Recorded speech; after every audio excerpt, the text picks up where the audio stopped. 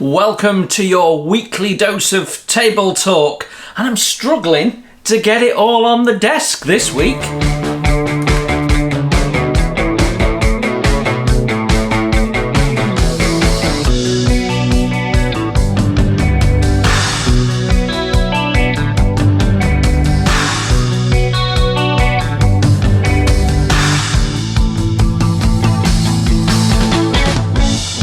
Hello everyone, welcome to Model Kit Stuff. My name is Jason. This is Table Talk. It's our little weekly spot where we catch up with everything that's going on behind the videos that I put out during in the week. It gives you a good view of what's coming up and various other stuff that we sort of wander in and out of during the course of the hour or so that we're on. So if you're a new subscriber, thank you very much for joining the channel. It's greatly appreciated. We are very close to 10,000 subscribers, and we're going to be doing some exciting stuff when that happens. So you've joined at just the right time. And if you're a long-term subscriber, welcome back. It's fantastic to see you again. Right then, so let's get stuck in, because as you can see, we've got a bit to talk about this week. We've got some really interesting stuff going on in all sorts of different areas of model kit stuff. So let's just go back and talk about what we got up to last week.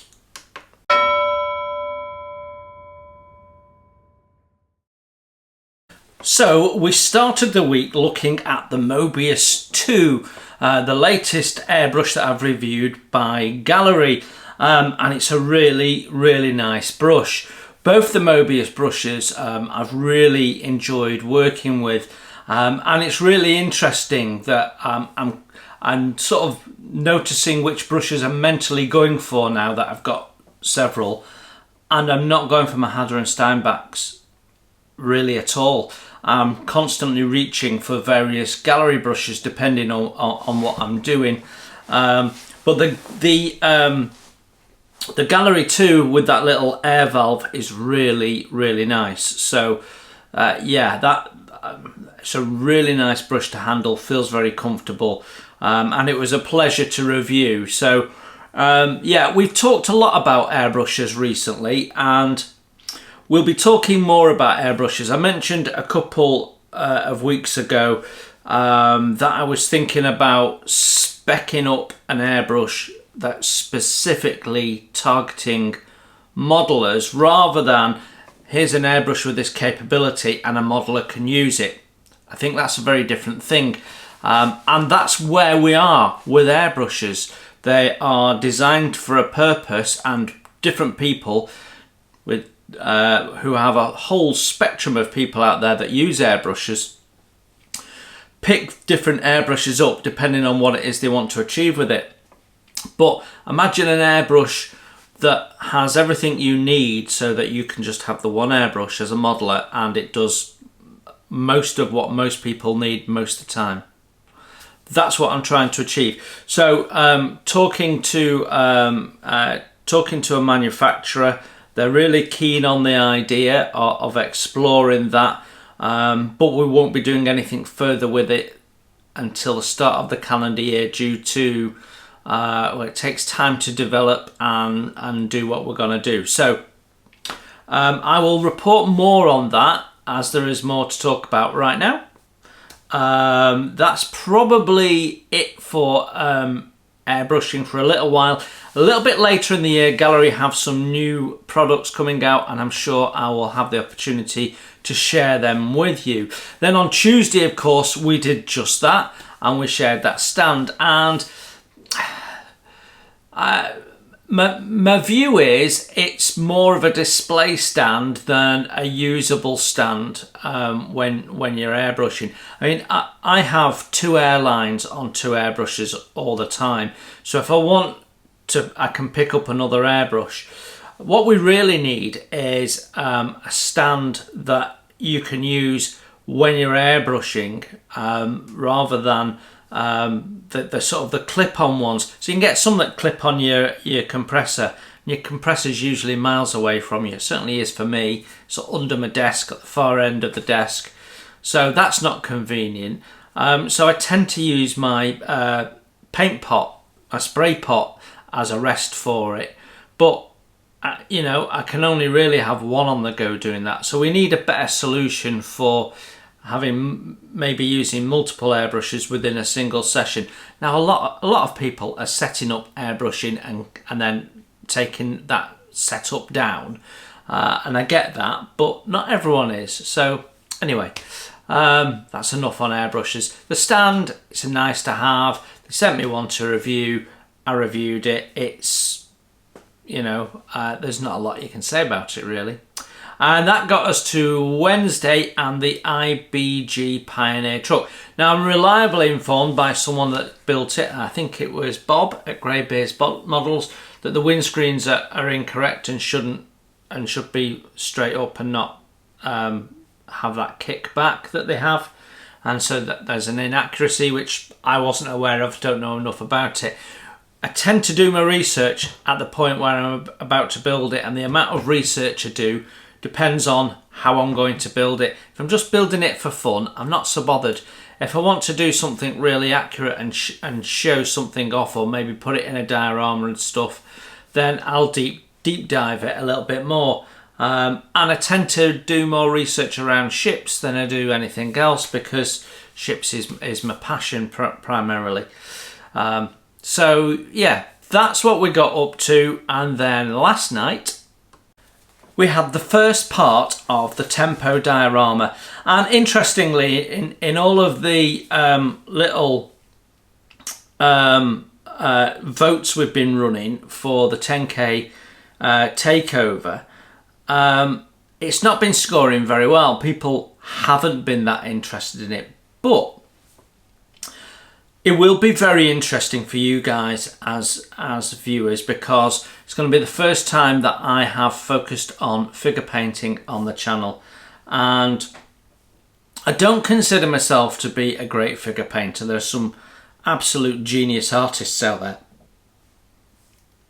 but having looked at some of the figures from people who do commissions and stuff, I think I can hold my water with them. So that's what we're going to do. We're going to take you through my process for painting figures and what that looks like. So yeah, so it will be interesting from a channel point of view, because it's the first time we've looked at painting figures. So that will be nice. So yeah, that was the week that's been.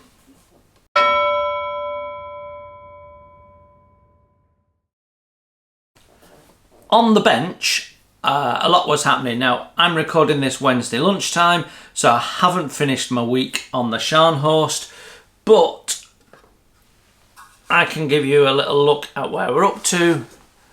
So there's a lot more photo etch on there. There's a lot more scratch building gone on. There's a bit of deck extension, which I've spotted was missing. We've got the little vents on and the correct sizes, not as MK1 do them, and what have you. And we've created some missing vents there. Those two little white things don't exist on the kit, but should do. Yeah, and on this side we're not quite as far progressed.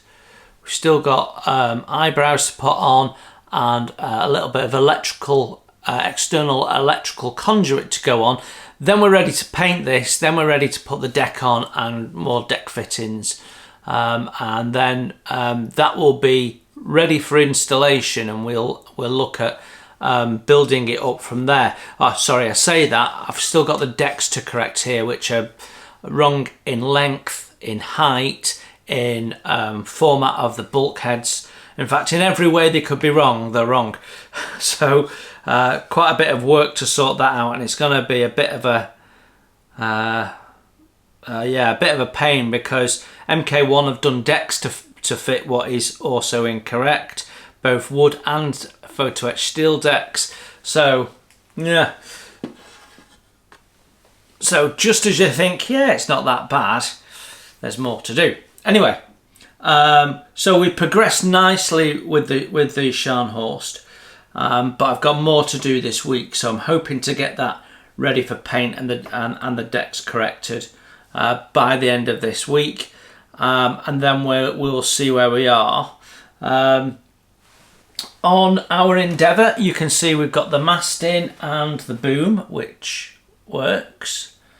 That was more of a faff than it should be. The design around that is very, very tricky, and when I first started building this, I was saying it was great for beginners because you've got this plastic hull, but actually it's little things like that mechanism that's been poorly thought through pulls it away from being easy for beginners, which is a bit of a shame, really.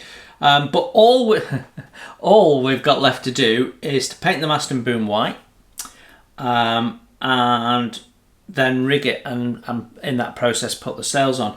Having said that, so painting this white finishes the instruction manual, but then you're on the plans for the rigging, and there's more construction to do that's not in the manual, which I think is pretty poor. So we've got brass wire to put in on the side here on the hull, that we've got to drill holes in the hull. So why is that not in the instruction book, and why have we not already done it? And then we've got more fittings to put on the deck, where we're going to be running blocks and ropes and things for the rigging. But again, why haven't we done it before installation of the mast? Now, I haven't installed the mast. It's just sat there.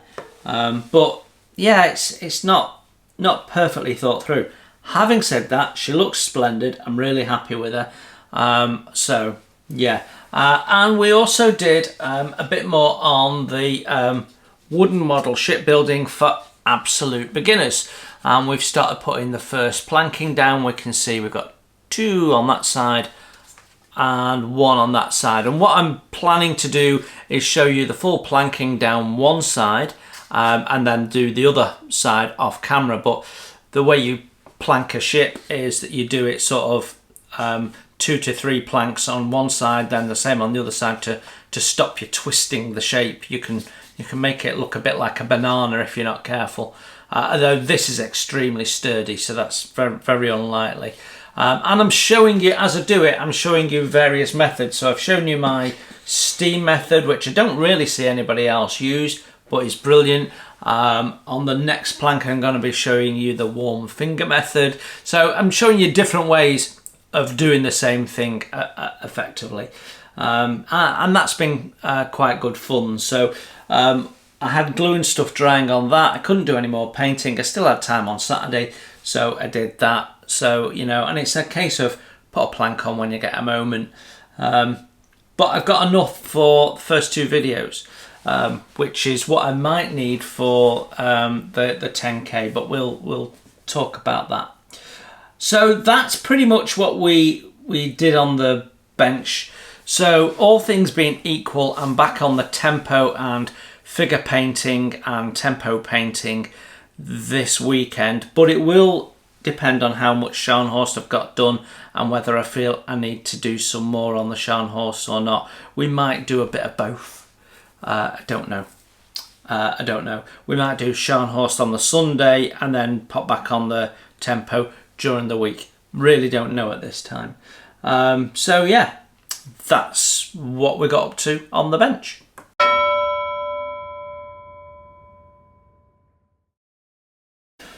Right then, stash ads. Well, this is one of my birthday presents. Amusing hobby. I've only got, I think I'm right in saying I've only got one other of their kits, and we have done a first impressions of it. It was a German interwar tank, so I think it had been developed just before sort of early 30s, and it was a twin turret tank, and it was a lovely kit.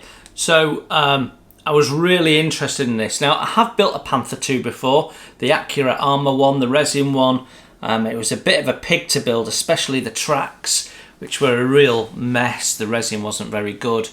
But what has always fascinated me about the Panther 2 is it's a what could have been. It was nearly there, never actually really saw combat.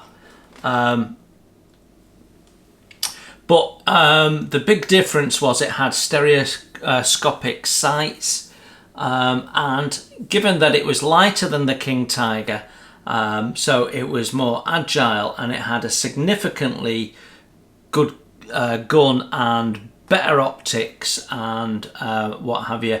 I think it could have been a significantly useful tank, but you know, they'd never have got the numbers at that stage in the war, even if they'd got it out a bit earlier to make any difference.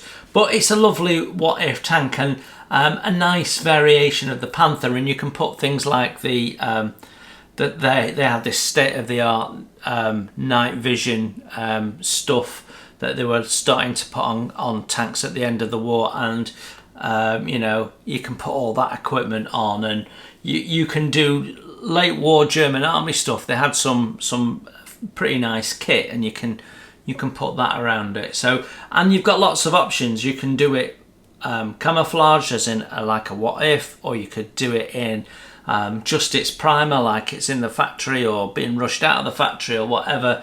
So I think I'm right in saying none of them ever got out of the prototype stage. But yeah, a nice little kit. They give you a couple of paint dip options, but obviously it's all sort of hypothetical, isn't it?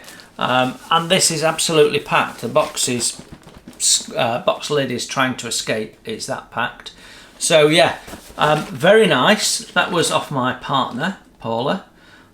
So yeah, very good. She took it off the list. So yeah, and I've not actually had a look around the box yet. So and we need to film that and get that out, because it's a very nice looking kit. Now you might think this is a stash ad, and it is, but it's not. So actually, I think we should talk about it in the next bit, which is modelling news. So let's do that.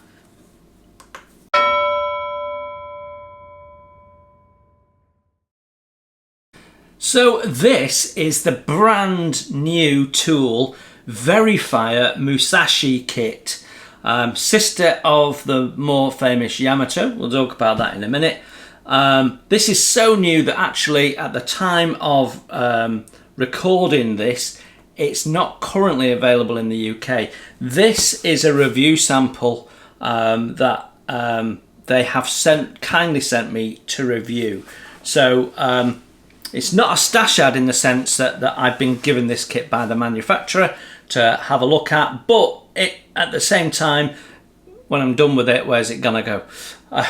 Now this is the DX version, so it's not just the basic kit. You've got all the extra photo etch, 3D printed parts, turned metal parts, wood decks included.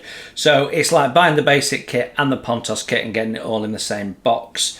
So I have some Verifier stuff. We reviewed, I think it's the Verifier Missouri, was it? That we reviewed on the channel, and it was very nice, but that was the basic kit. The basic kit comes with a little bit of photo etch.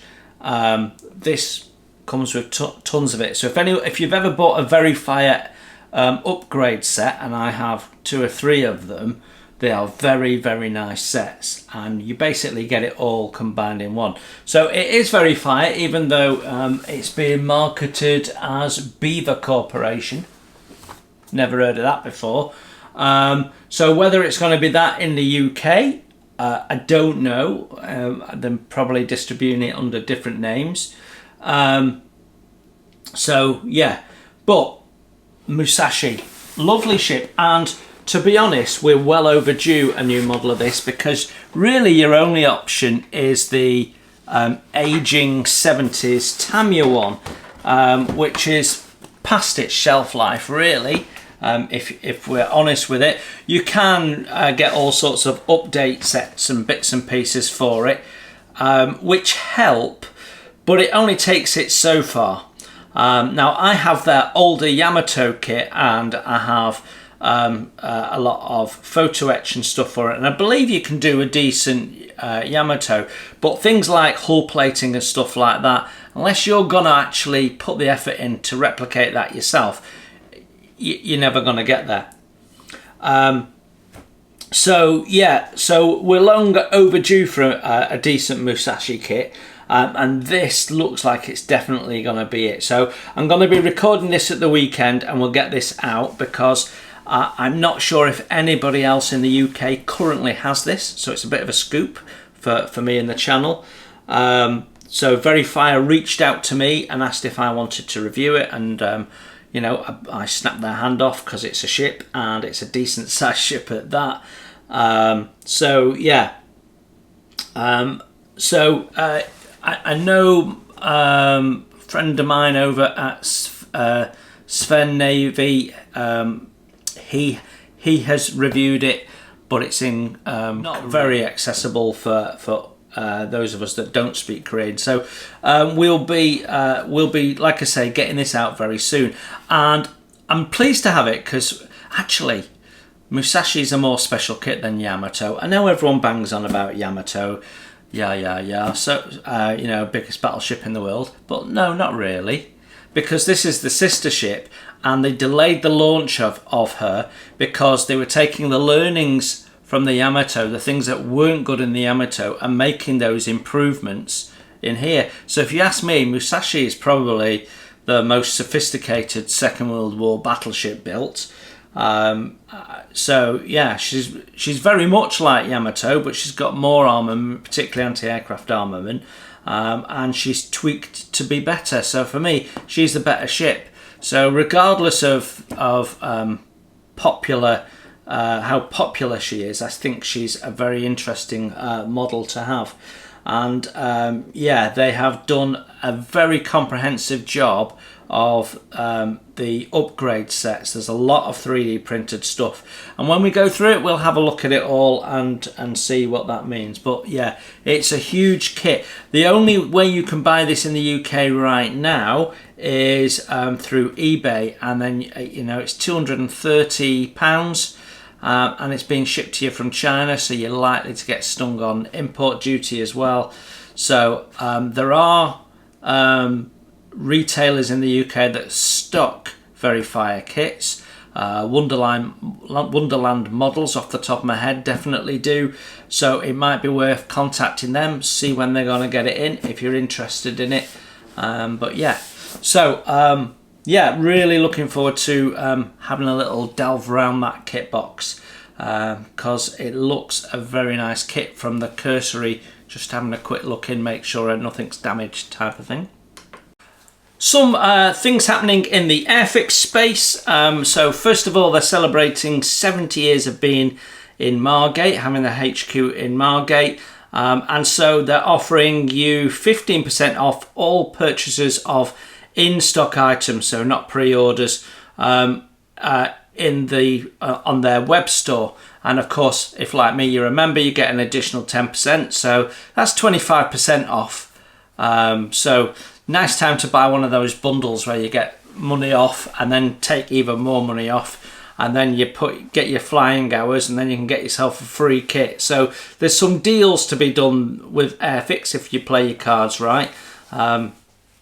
So yeah, it's just, and it doesn't give you an end date, it just says while stocks last. So I guess they want to make a certain amount of sales and then they'll knock it on the head. Also, they have released or re-released their North American Sabre with new liveries. It was not put in the catalogue, so it's a surprise announcement. I don't think it's quite got the same appeal as the Sea King did last year. So yeah, the new North American Sabre, which some people will like, but you know, I've got one. It might be a slightly different version, but fundamentally I've got one, so not so fussed. And then also their Chipmunk is about to be re-released, this time with the Royal version. So the version that you'll remember I made on the channel and got decals for, they're actually now releasing it.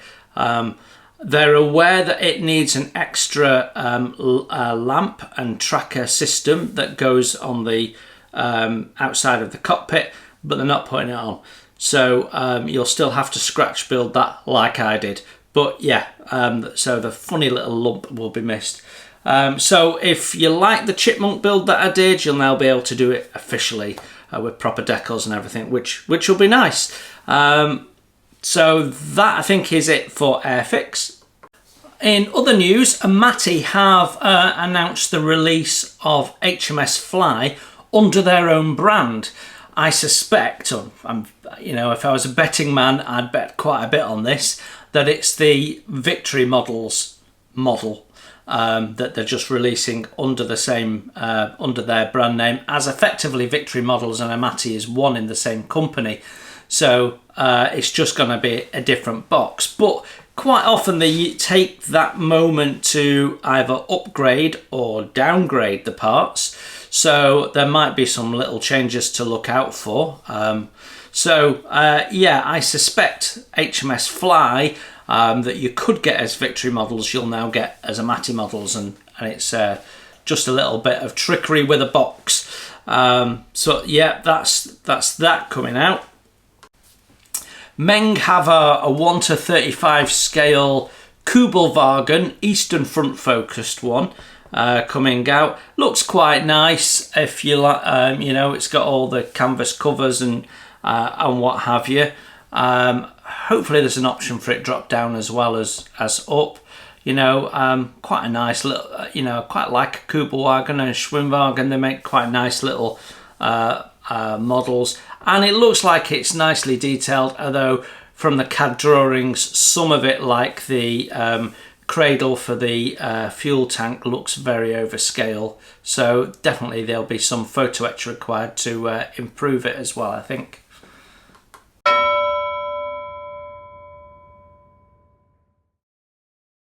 Right then, what's coming up in the week ahead? Well, Monday we should have the next part of the Endeavour build, and you're slowly starting to catch me up with that. That will be episode 19, and we'll be dealing with part 21. On Wednesday we've got a first impressions, which is the recently released Airfix Tomahawk. And then on Friday it should be part 16 of the Scharnhorst. We'll be getting to grips with the superstructure. Now I say should be. It all depends on whether I think I've got enough material or not. Yeah, I remain a bit concerned about how much material I'm managing to get out on that build in time for an every other week. So we will see. If I don't think we have, I've got two options. I can either do a live stream, or we can do the Bolton Pole Defiant. So we'll just have to see how it goes. I'm hopeful that we'll have some Scharnhorst stuff up. What I might have to do is build some sub-assemblies, so I've got material to get ahead on while I get stuck into all these modifications needed, but we will see. It's taking more time than I thought it was going to, in fairness, to be honest, but anyway, that's where we are. So yeah, that is pretty much the week ahead. That'll get you to the next table talk.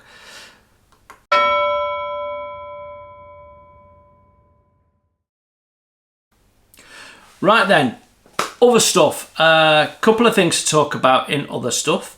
More than a couple. I said last weekend that we were going to go out for a walk, so we went to a reservoir, Entwistle Reservoir, I think, if memory serves. Not been there before. It was actually a really, really pleasant walk. And we went for lunch first, and we went for a walk. And I've read online that it was a bit difficult to park. There's two car parks, and they fill up very quickly. So there's like a smaller one which is just off the road, and then there's a more central one, which would have been pay and display, but someone had vandalised the pay and display machine, and all the electrics were missing, so it was just a shell, so no one was paying and displaying. But as we were driving past, I spotted that there was a parking space. So I went and pulled up and parked there and decided we would walk the short distance to the pub. Now, obviously, when you're looking on Google Maps, sometimes you miss that you've got to then walk up a hill. So we're walking up quite a steep hill to the pub. And I'd got it out on the map on my phone just to see it. It was like a 7-minute walk from the car park to the pub. So I thought, right, that's nothing. And it's a lovely sunny day and blue skies and everything. So go for a walk. Then we're going to have some lunch. Then we'll come back and do the walk around the reservoir. That was the afternoon plan. And so we walked up the road and it got narrower and narrower and narrower and became more track-like. And I actually turned around to Paul and I said, I am so glad I didn't come up here in the car, because it was getting more and more rutty and full of potholes and puddles and what have you. Anyway, we get to the top of the hill and we start walking along, and then suddenly this big puddle comes into view, and it's the full width of the road. So on one side you've got a stone wall, and the water's right up to the stone wall. There is literally a mud bank that's so steep at an angle like that you can't stand on it. And on the other side you've got a fence that's barbed wire and a bank that was sort of waist high that again you couldn't stand on. And they'd put little stepping stones down that side, so you're clinging to the barbed wire, walking on stepping stones and a rather saturated wooden plank to get over. So anyway, we did that. And Paula has a bad back, bless her, and bad hip, and I really didn't, I was a bit worried about it, but we got over.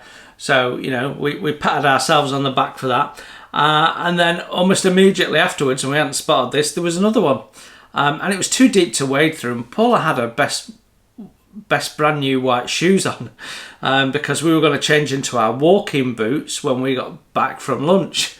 So we just weren't prepared for that at all, and that one was even worse, and you're clinging onto a bit of branch and stuff to get by. And as we got over, the pub was into view, when we thought, oh good, we're at the pub. And then this couple came along with a pram, and I thought, wow, you're going to struggle. Anyway, we're getting close to the pub. The pub was called the Strawberry Duck, and there's this. We're coming from the back of the pub, so the pub is facing down the hill into Entwistle, and we've come from behind it. Well, there's this great big yard. It's like that. Those of you that remember Steptoe and Son, it's like Steptoe's yard. There was a broken down van in it with doors missing and the bonnet missing, and a couple of fridge freezers and all that sort of stuff. And we thought, oh God, is this pub going to be really rough? I'd looked at it online and it looked lovely. Anyway, we got there. There's loads of people milling around. There's loads of people sat outside eating. We went in. The pub was absolutely stunning inside, and the food was amazing. I ordered shoulder of lamb. And I'm not joking, it came like that deep, like that, in a circle.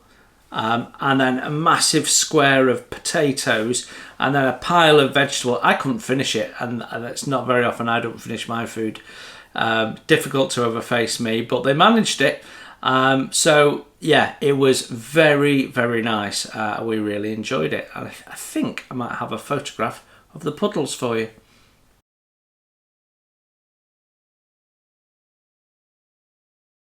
Anyway, made us laugh, and we had a really nice walk. So that was last weekend.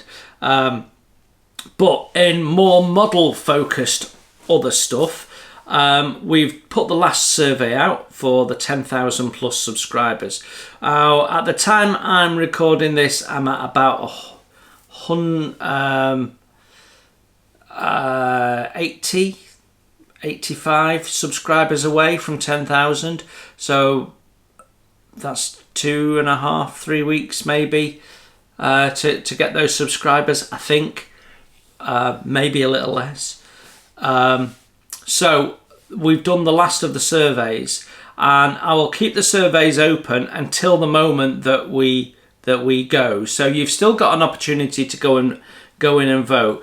But when the takeover happens, will be once we're at 10,001. So I'm remembering the occasion when I said, right, we've reached 3,000, and then it went down by 2. Immediately I put that video out and someone said, "Bob, by my reckoning you're at 2,998," and I was like, yeah, it's gone down since I said that, but then it went back up with the same day. So yeah, so we've put the last of the surveys out. So this is what those 2 weeks are going to look like right now. So let me take you through it. It could change because we could get more votes in, but this is what it's looking like.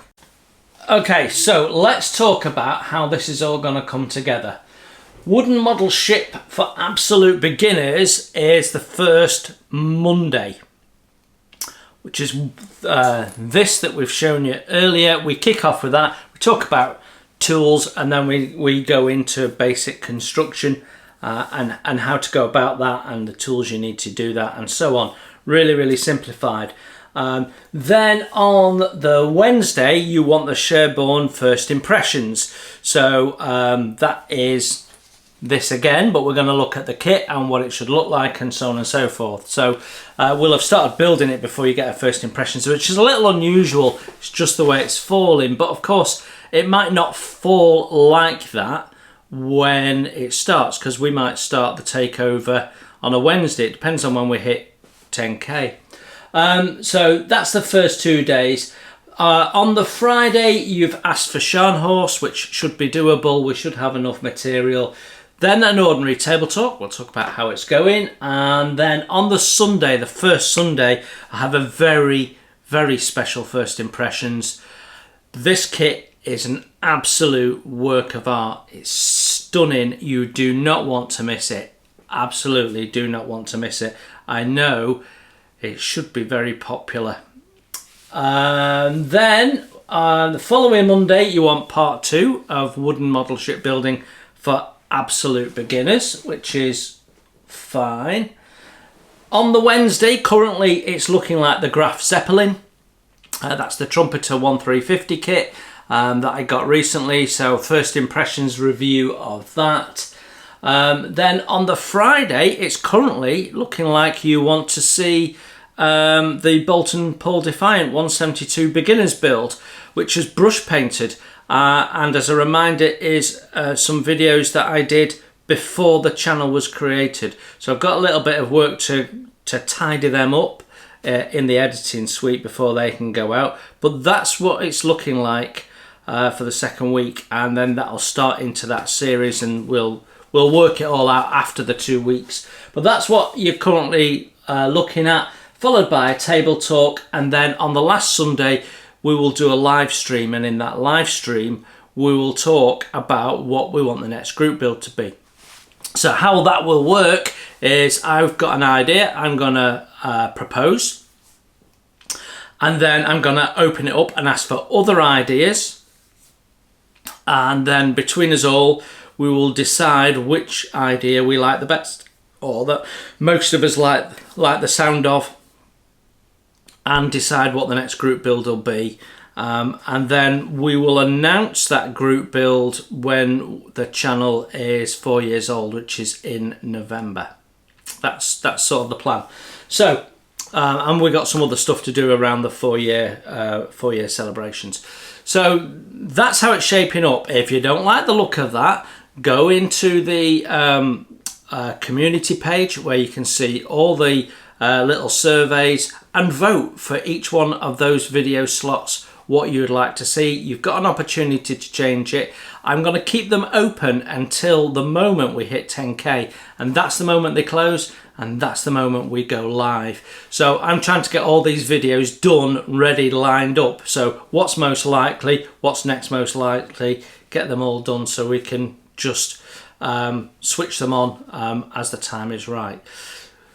So there we go. Right, that's that. Final bit of other stuff is clearing out my stash. So I did say a little while ago that I was gonna photograph everything, box it all up and get it ready. Well, we did that a couple of weeks ago. So at the end of this video, I'm going to roll all of the images of the kits that I am currently selling. So these are either kits that I either bought for first impressions and don't intend to build, or kits that I've decided I've got a better version of, or a different version of, and I prefer that one, so I don't need this one anymore. Or I've got a better, if it's an old kit, I've got a better version of it than this one. Or I've just been honest with myself and gone, you know what, I don't think I'll ever get around to building this. So one way or another, it's all stuff we're clearing out. So what I'm going to do is I'm going to put some pictures with a little description of each one. If you're interested, drop me an email with which kits you're interested in and how much you'd like to offer. Okay, so I'm not just going to sell them for any old silly money, because I can put them on eBay and get something for them. Everything that every offer ends up being money generated for the channel so that we can buy more kits for review. So make me a sensible offer, and it's first come, first serve. So I will leave this till sort of Wednesday and then start contacting people and say, right, okay, you're interested. So if we've got 3 or 4 people interested in the same kit, whoever's offered the most gets it. If I've only got one person interested and it's a reasonable offer that I'm prepared to accept, then that's done. What I'd say is you want to put an £8 starting point on all of them just for packaging. So you need to be putting in, you know, more than £8, because £8 will cover my postage only. Postage, packaging, that's £8. So you need to be bidding more than £8 on everything. Now, if you want to put £2 in, and I'm happy to sell it for £2, you might be lucky. But realistically, I know what I can get for them, and I'd rather get what I can get for them for the channel. Now, this is a one chance offer because I won't be sharing them on the channel again. Any that don't sell will be going on to eBay next weekend. So I've got a week to sort of sort this out, because I just want to get rid of them out of the attic and clear it. There will be some more being done later on, but I'm not sure when that will be. It might be at the end of the year, it might be early next year, and we'll have another purge. What I'm trying to do is run it down and create space for the 2025 intake of kits through first impressions and what have you. Okay, I think that is it for other stuff.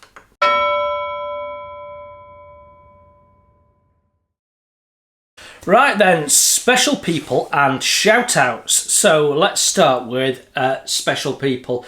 So just as a reminder, if you want to support the channel, keep the cameras running and help get more content in, or just say thank you for the videos that you've enjoyed over the last week, the last month, whatever, you're welcome to make a donation. The best way of doing that is through my PayPal.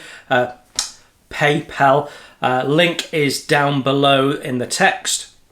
I think you don't need to have PayPal to actually use it.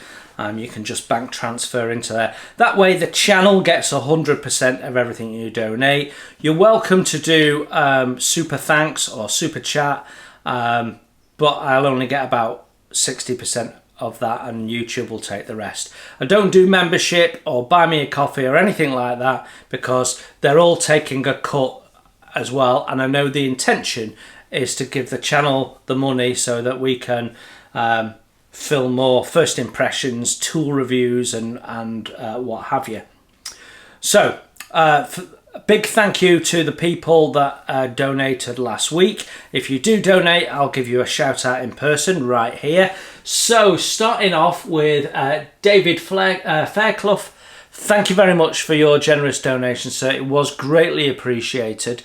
And that's going into my pile now, ready for Telford. I said last week I wasn't buying any more model kits. Well, you know, a pre-order's not buying, is it? It's not the same thing at all. Andy Jones, a massive thank you for your donation. It is greatly appreciated. And thank you for all your support, comments and interactions on the channel.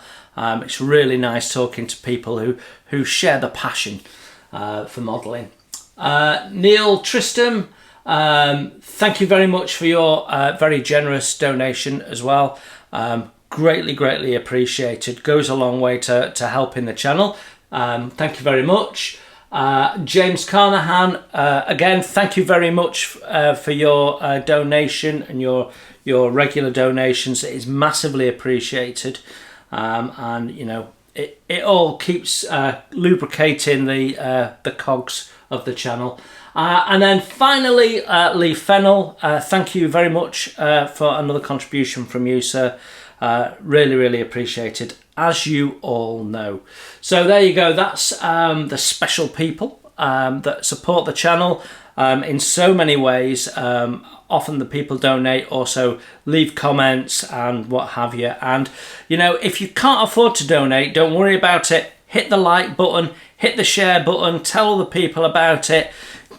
You know, I need what, 90 more people to get to 10k. Go and recruit some people. There's lots of things you can do to support the channel, and the bigger we get, the more we get interest from other people for me to review stuff, you know. So the new Musashi kit that we've got today, that's only arrived because I reviewed one of their kits, and because I'm doing kit reviews, and because my channel's big enough to get spotted now. So, you know, you're all helping that. Together, we're all model kit stuff. It's not just me. We're in it together.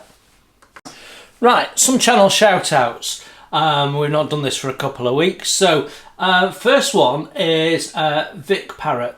Now, he is a subscriber of mine, long-term subscriber of mine, but he also has a little channel which is dedicated to building matchstick models.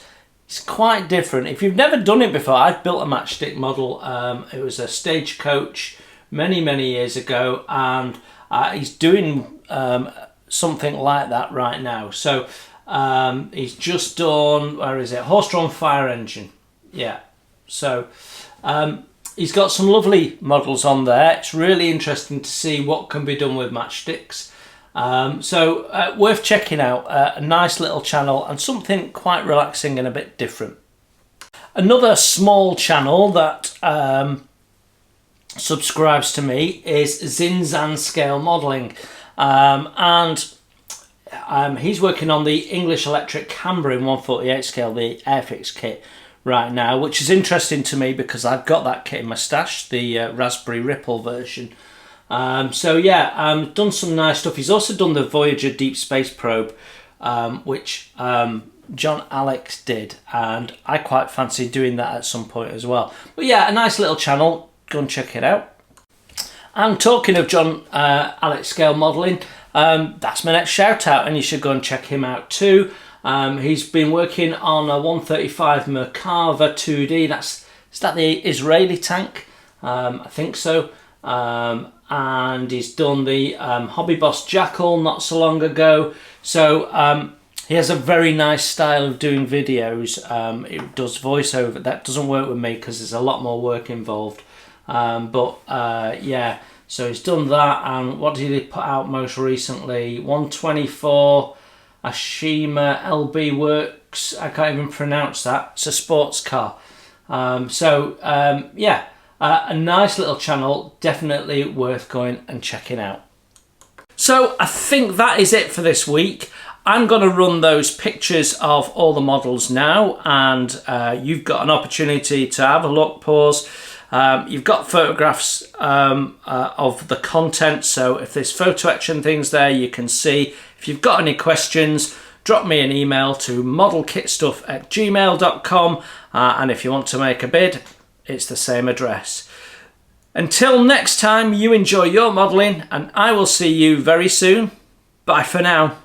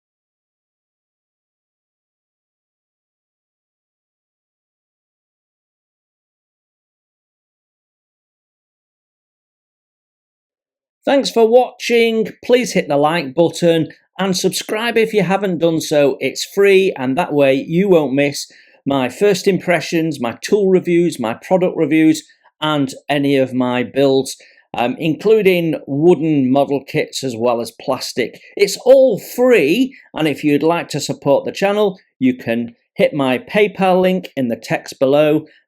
Every pound goes straight into the channel to keep the cameras rolling and to do more fun stuff for you to watch.